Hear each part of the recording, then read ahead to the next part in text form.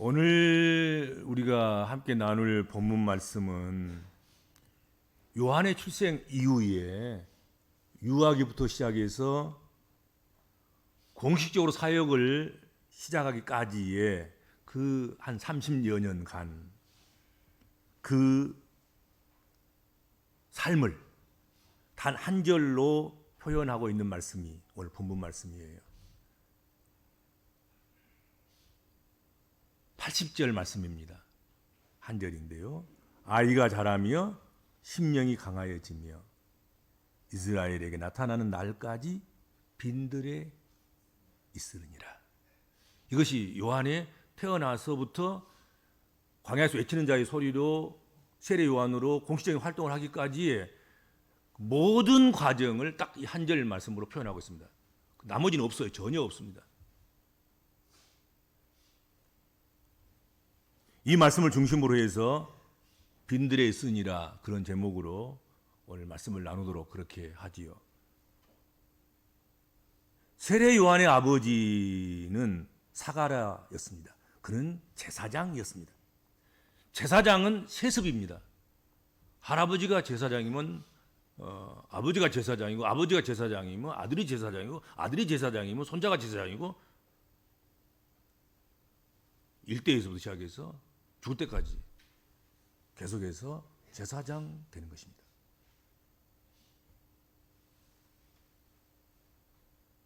그러니까 세례 요한은 그냥 제사장이 되는 거예요.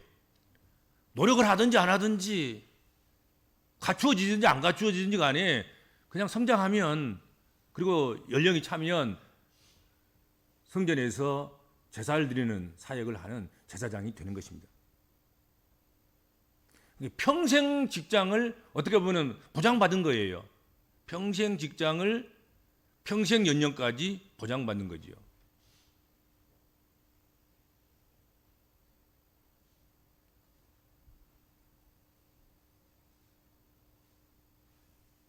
그런데 요한은 그런 평생에 세습되어져서 제사장이 될 수 있었다고 하면 뭐 그냥 궁정에서 자라고 성전이나 율법학교, 제사를 가르치는 뭐 제사학교 뭐 이런 데 다니면 그리고 세월만 보내면 되는 것인데 오늘 성경에 보면 세례 요한은 궁정에 자라지 않았어요. 집에서도 자라지 않았어요. 무슨 공식적인 학교에서 교육받는 훈련받는 그런 기간을 거치지 않았다 하는 것이죠. 빈들에서 살았다는 거지. 그는 빈들에 있습니다.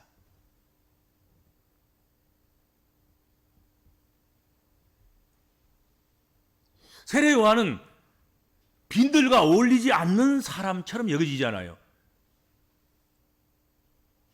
나기 전부터 천사의 계시를 받아서 불임이었던 아이를 낳을 수 없는 그런 엘리사벳에서 또 사가랴에서 태어났단 말이죠.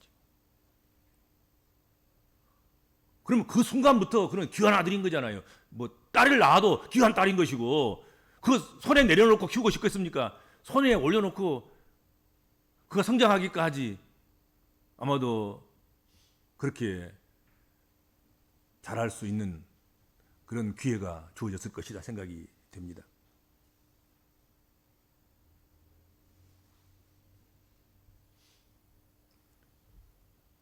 사가랴가 보통 제사장도 아니었습니다.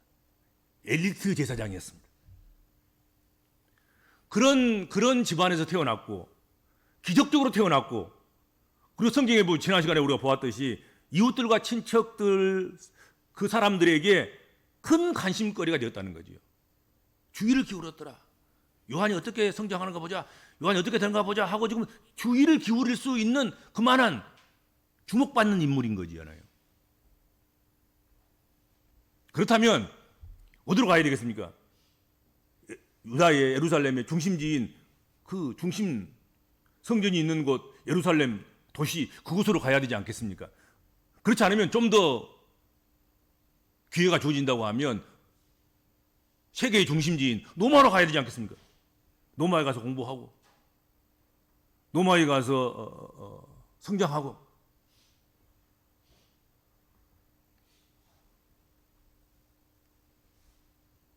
얼마든지 평안한 생활을 하고 좋은 교육을 받고 그렇게 성장할 수 있었을 텐데 말이죠. 그런데 그렇게 하지 않았다는 거지요. 세례 요한의 부모는 요한을 빈들 곧 광야로 보냈다 하는 것입니다. 예루살렘 보낸 것이 아니고 로마로 보낸 것이 아니라 광야로 보냈다는 것입니다. 그 이유는 요한의 부모가 요한을 잉태하게 될 때 특별한 가운데 잉태했습니다. 이 아이는 보통 아이가 아니라 처음부터 나면서부터 낳을 수 없는 기적의 아들이고 언약의 아들이고 예언의 아들이고 그만이 가지고 있는, 그만이 할 수 있는 그만의 사명을 지닌 사명자인 것을 사가라도 알았고 엘리자벳도 알았다 이거죠. 그래서 요한의 부모는 요한이 세상적으로 막 그렇게 잘하는 것, 세상적인 그런 강함, 그런 것이 아니라 신앙적으로 잘 자라기를 바랬고 영성을 길러진 영성적인 사람으로 잘 훈련되기를 바랐고 세상적인 강함이 아닌 복음적인 강함, 그리스도적인 강함, 뭐 그런 것으로 강해지기를 그렇게 소원했고 원했고 갈망했다 하는 것이죠. 그렇기 때문에 하나님의 뜻을 따라서 사랑하는 아들을 예루살렘을 보내지 않고 로마로 보내지 않고 여타의 다른 그 당시에도 다른 로마가 가장 가고 싶어하는 또 성장하고 싶은 그런 도시라고 하면 그 다음에 다른 나라의 다른 민족의 다른 도시들도 제2의, 제3의, 제4의 장소가 있었다고 얼마든지 있었던 거예요. 근데 그거 다 버리고 자기 나라의 가장 위대한 거룩한 곳, 그 예루살렘까지도 다 거절하고 광야로 갔다는 거지. 광야로 보내졌다는 거지. 빈들로 갔다는 거지. 그리고 빈들에서 성장하게 된 세례 요한도 그러한 빈들로 보내는 부모의 뜻을 이해했던 것으로 생각합니다. 아니 자기가 돌아와 보고 싶다고 돌아와 버리면 소용없잖아요. 그렇죠? 너 광야로 가. 너는 아버지 집에 자라면 안 돼. 너는 예루살렘에서도 아니야. 너는 로마에서도 아니야. 제2의 도시, 제3의 도시, 제4의 도시 그것도 아니야. 너는 광야로 가야 돼.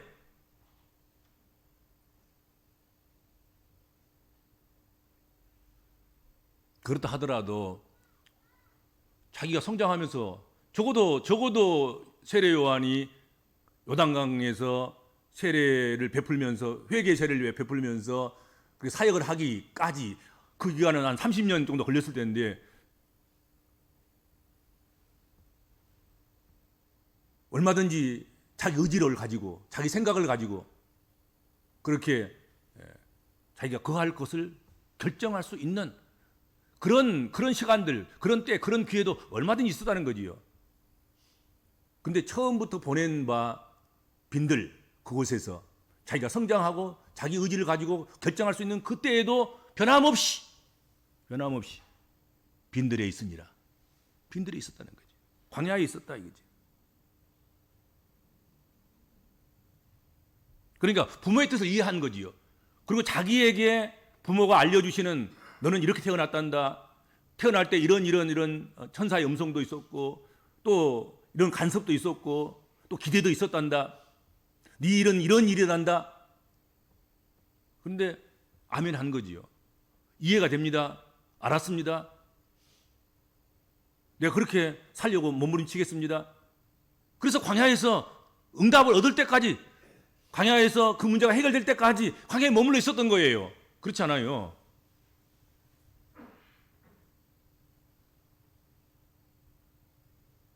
오늘 본문에 보면 이스라엘에게 나타나는 날까지 빈들에 있었다. 그러니까 세례 요한을 공식적으로 등장하기까지 광야에 있었던 거예요. 광야를 떠나지 않은 거예요. 벗어나지 않는 거예요. 실증내지 않은 거예요. 불평하지 않는 거예요. 광야를 싫다고 뛰쳐나가지 않는 거예요. 광야에 있었던 거예요. 이스라엘에 공식적으로 등장하기까지 광야에 있었다. 성경 그렇게 증언해 주고 있다 하는 것이죠. 오늘 본문에서 만나게 된 세례 요한의 이야기를 통해서 하나님께서 예수님이 오실 길을 여시기 위해서 준비하신 방식 하나를 발견하게 된다 하는 것입니다. 하나님께서 저 창세기 3장 15절 말씀부터 여자의 후손으로 오시겠다고 약속하신 그 메시아, 그 그리스도가 오시고 그 오신 것을 준비하는 그 사람이 어떻게 해야 되는가, 어떤 방식으로 주님이 오시는 것인가 하는 것을 우리에게 보여주고 있다 하는 것입니다. 그 방식이 여러 가지가 있지만 성경의 선지자들의 그 활동 내역이 동일하지 않잖아요. 특색이 있어요. 그렇죠? 어떤 사람은 정의의 선지자고, 어떤 선지자는 사랑의 선지자고, 어떤 선지자는 눈물의 선지자고, 그렇잖아요. 어떤 선지자는 계속해서 예수 그리스도의 오심에 대해서 증언해주고 예고해주는 그런 메시아적인 그런 선지자도 있는 것이고, 그렇지 않겠습니까? 그렇죠?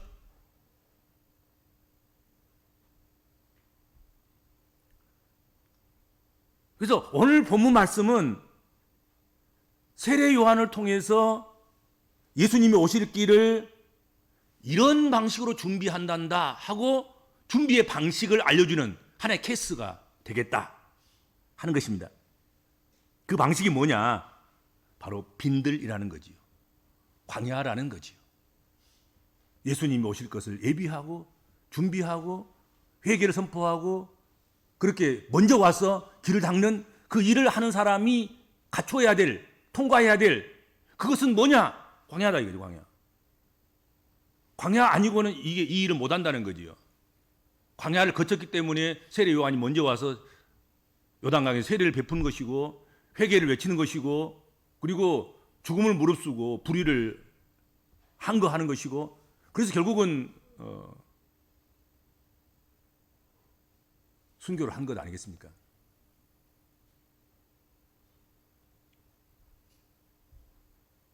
여기 빈들로 번역된 이 헬라 말이 에레모이스라는 말을 사용하고 있는데 버림받은 곳을 의미합니다. 버림받은 곳, 고독한 곳, 황막한 곳 그런 뜻입니다. 이꼬르 광야라는 말과 똑같습니다. 그러니까 빈들로 번역할 수도 있고 광야로 번역할 수도 있습니다. 그러니까 빈들에서 자랐다고 하는 것이나 광야에서 자랐다고 하는 말이나 같은 맥락인 거죠. 같은 말이에요. 같은 말. 빈들의 사람, 광야의 사람 다 같은 말인 거죠. 그런데 세례 요한은 바로 이 빈들에서 출생 이후 유아기부터 공식적으로 이스라엘에 나타나서 사역을 시작하기까지 30년을 그 광야에서 생활했다 하는 것이죠. 세례 요한은 광야를 빼고는 세례 요한을 이야기할 수가 없어요. 광야가 있었으니까 그 메시지가 나온 거예요. 광야가 있었으니까 그 용기가 나오는 것이고 광야가 있었으니까 감히 그렇게 할 수 있었던 거예요. 당신이 메시아냐? 당신이 그리스도냐? 얼마든지 예수 그리스도께서 받으실 그 모든 영광을 자기가 가로챌 수도 있었어요. 그런데 그는 흥하여야 하겠고 나는 쇠하여야 하리라 하면서 다 자신 뒤에 오실 예수 그리스도를 위해서 자신까지 껍데기까지 속까지 다 그냥 예수를 위해서 주신 거예요. 다 줘버린 거잖아요. 이건 내 몫이 아니라 다 예수님의 몫이다 하고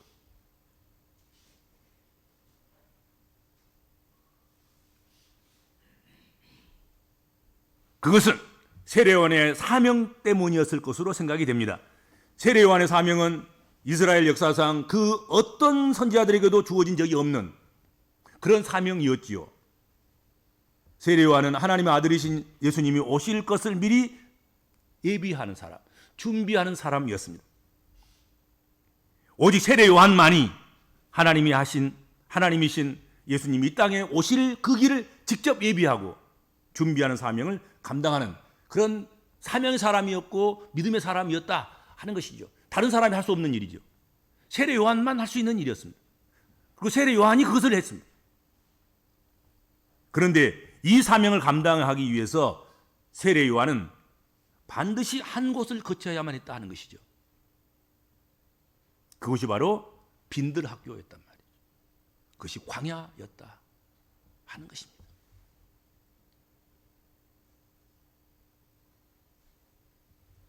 하나님께서는 세례 요한에게 그 빈들을 거치게 하셨습니다. 왜 그렇게 거치게 하셨을까요?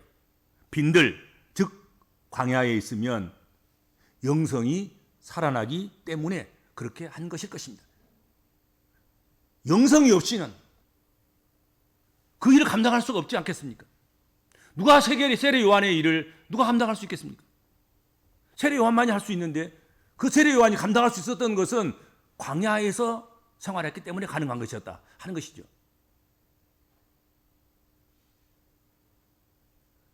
빈들은 오직 하나님께만 집중하는 영적인 그런 훈련 장소일 수 있었습니다. 육이 죽고 영이 사는 곳, 그것이 빈들이고 광야입니다. 구별된 곳, 오직 하나님만 바라보고 의지할 수 있는 곳, 그것이 빈들이며 광야였다 하는 것이죠. 하늘에서 뭐 없으면 없는 거예요. 그게 광야잖아요. 도시에서는 숲으로 가면 되는 것이고 구멍가게로 찾아가면 되는 것이고 이웃집으로 달려가면 되는 것이에요. 근데 광야는 하늘이 막히면 땅도 막히는 것이고 그렇지 않습니까? 광야는 그런 것 아니겠습니까?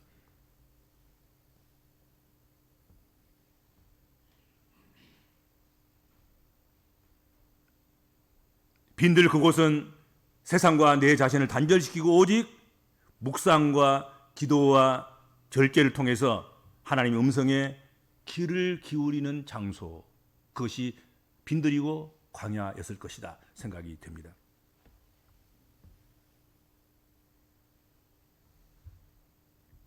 이를 통해서 하나님께 쓰임받기 위한 준비를 해나가는 그곳이 바로 광야였습니다.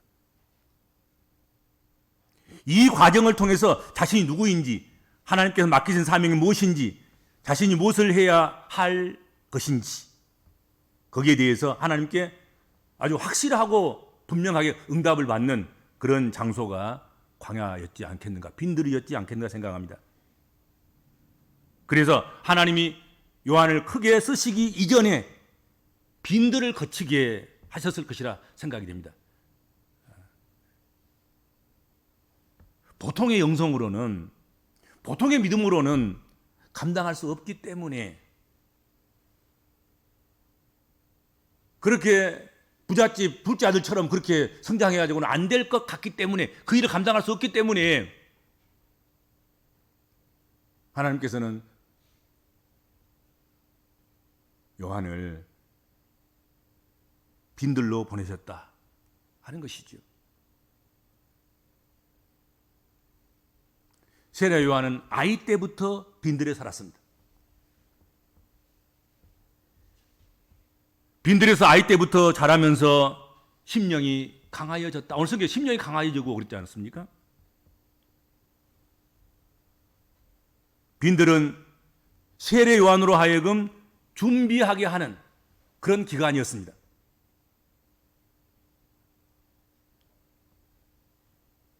세례 요한은 태중에서부터 예수님의 길을 예비하고 준비하는 자로 부름을 받았습니다. 그 준비를 위해서 오랜 준비 기간이 필요했습니다. 아무도 모르는 곳에서 묵묵히 예비하고 준비하는 그런 기간이 필요했고 그런 기회가 필요했습니다. 그러니까 세례 요한은 그렇게 아무도 관심 갖지 않는 곳, 아무도 의식되지 않는 곳, 그 빈들에서,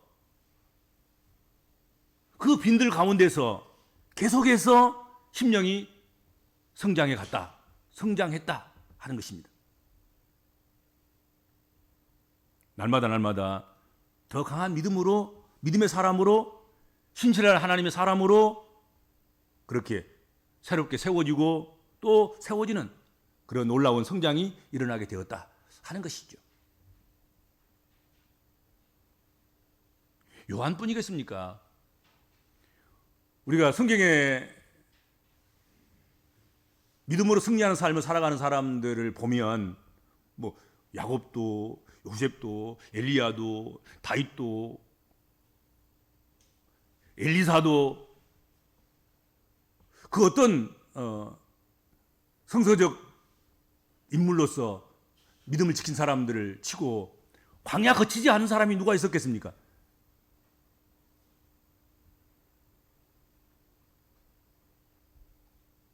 그러나 그 고독하고 외롭고 고독한 그 쓸쓸한 시간, 그런 시간이 많아지면 많아질수록 그들의 영은 더 깊어지고 그들의 심령은 더 넓어지고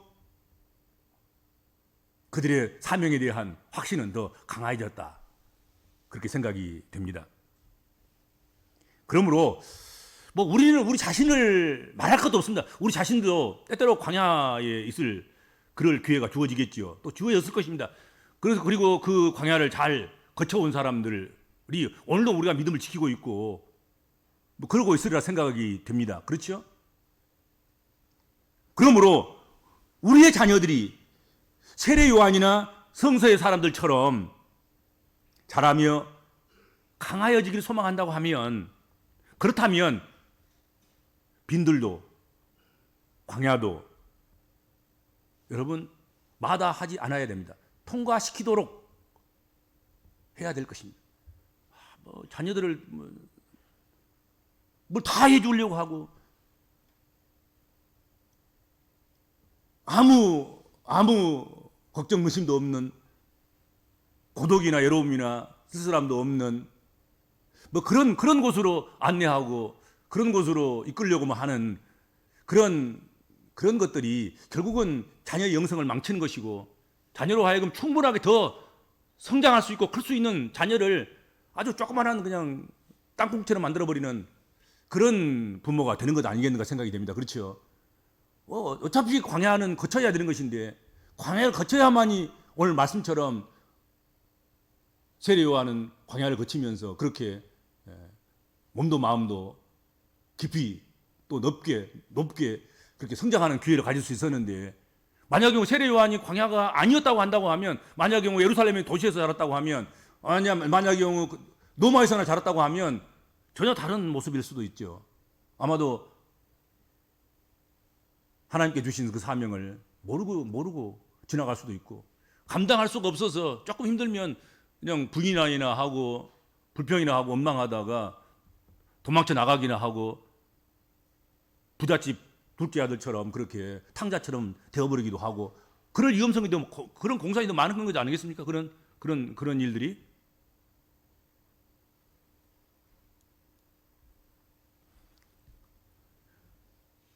사서 고생을 한다는 말도 있지 않습니까?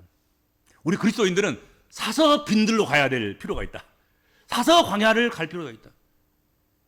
그리고 하나님이 주신 빈들이라고 하면, 하나님이 주신 광야라고 하면 거절할 이유가 없다. 우리를 깊은 계곡으로 이끄시는 것은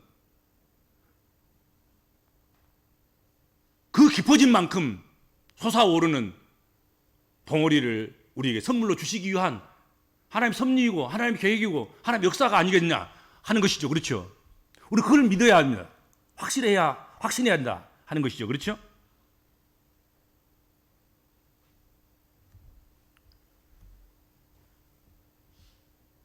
오늘 주시는 본문 말씀은 우리 복음적인 그리스도인들이 빈들의 사람이 되는 것이 우리를 나타내는 날까지 심령이 강건해지는 지름길이자 바른 길이라 말씀해주고 있다 하는 것이죠.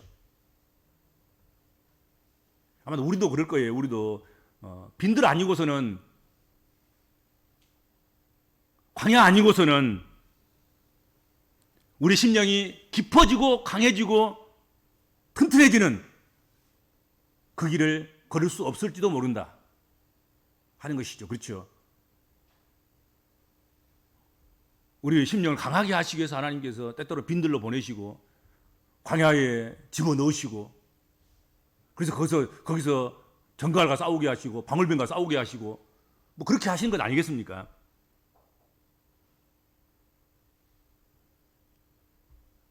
그래서 우리는 우리의 빈들을 잘 감당해야 됩니다.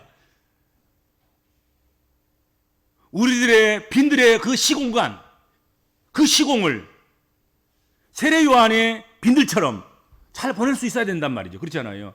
얼마나 힘들었겠습니까? 그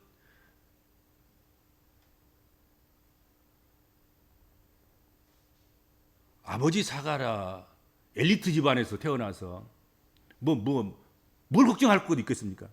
그것도 뭐 여러 형제들 틈바구니 살아는 아이가 아니라 딱 하나 태가 닫혀 있는데 하나님께 그 태를 열어주셔서 기적적으로 태어난 그 아이가 얼마나 부요하게 갈증 없이 다 먹고 마시고 입혀지고 채워지는 그런 삶을 살 수 있었지 않겠습니까? 그런 그가 광야에 가서 생활한다는 것, 그것은 얼마나 많이 불편했겠습니까? 얼마나 많이 도망치고 싶었겠습니까?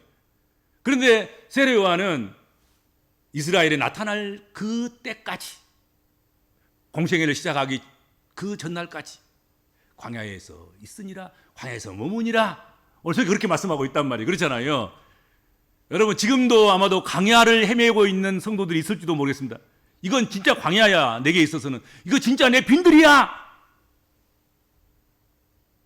내가 옛날에 세상에 나갈 때는 세상에서는 잘 나간 사람인데, 내가 예수만 안 믿었더라면 이런 광야, 이런 빈들 필요가 없을 텐데, 내가 예수 믿고 내가 이 광야를 거쳐야 되고 이 빈들에서 이런 고생을 해야 된다니 원망도 하고 불평도 하고 뛰쳐나가고 싶기도 하고 뭐 지금 혼란스러울 수도 있겠습니다만은, 오늘 본문 말씀을 통해서 그 문제를 말끔히 해결해 주신 줄로 믿습니다.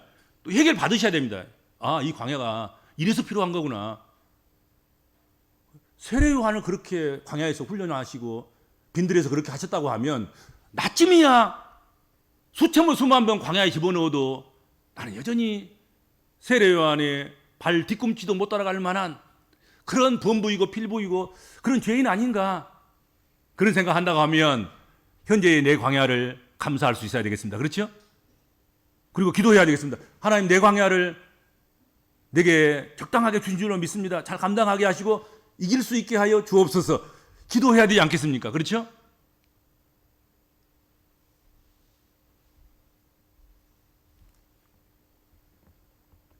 그러므로 지금 빈들과 같은 곳에 처하여 있다면 초조해하기보다도, 불안해하기보다도, 염려하고 걱정하고 불평하기보다는 도리어 빈들을, 광야를 누리는 기회로 삼아야 하겠습니다. 인생 살아가면서 빈들 한번 가고 싶은 마음이 생겨요. 광야를 한번, 그 넓은 사막, 한번 그쪽으로도 한번 가봤으면 좋겠다.